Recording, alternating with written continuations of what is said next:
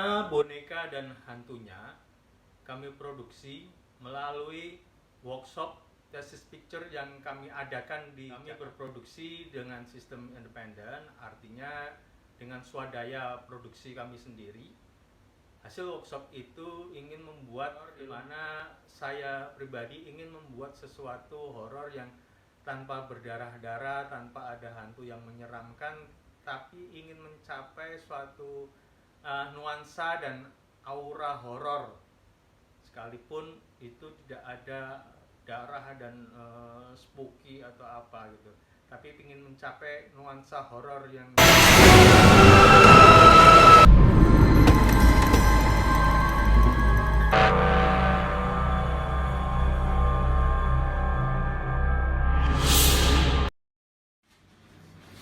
Halo Ron, lu di sini jadi apa Ron? Sebagai peran apa nih Ron? Jadi Mbah Dukun. Nah, ngapain aja perannya? Itu nganin si siapa tadi? Yang punya boneka itu loh, setan boneka. Biasa itu, tatonya gue dicekek. Gue waduh, parah dah. Tapi lumayan lah menghasilkan.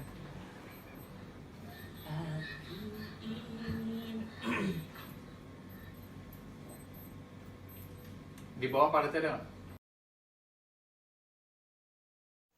Hai, saya Rina, pemeran Nona di film Nona Boneka dan Hantunya.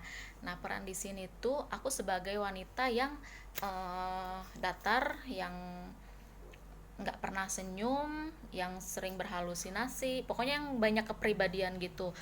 Nah, cerita dari film ini film horor tapi nggak ada aksen hantu yang sebenarnya gitu, jadi nggak perlu ada darah-darahan atau kayak gitu. Nah, peran saya di sini tuh sebagai wanita yang misterius, tapi ada jahatnya juga, ada teraniayanya juga. Pokoknya dengan naskah yang minim, aku tuh harus bisa memerani itu semua. Filmnya tuh keren banget, jangan lupa ditonton ya, karena ini tuh film horor yang benar-benar nggak ada hantunya.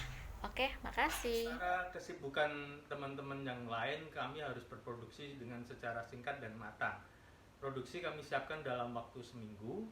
Kami mencari tempat yang satu area, terus kemudian melatih beberapa pemain yang mesti melakukan latihan-latihan, karena minim dialog tapi lebih banyak diekspresi, sehingga coachingnya lebih pada emotion maupun ekspresi wajah. Kemudian juga technical meeting kami hanya melakukan 1 hari dalam seminggu itu, setelah menemukan lokasi, terus kemudian kita bikin jadwal.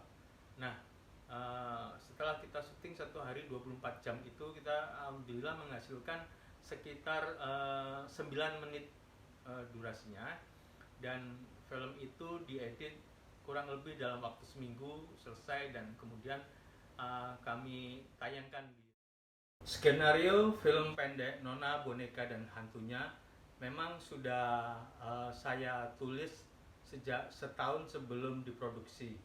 Awalnya saya ingin membuat satu web series yang dimana satu lokasi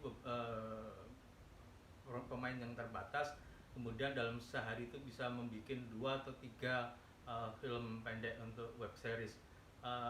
Tapi karena waktu itu saya terhambat masalah pendanaan, akhirnya saya pending dan saya simpan naskah. Kemudian ketika thesis picture melakukan workshop di Jakarta Selatan, kemudian saya tawarkan bagaimana kalau membuat naskah saya Nona, Boneka, dan Hantu.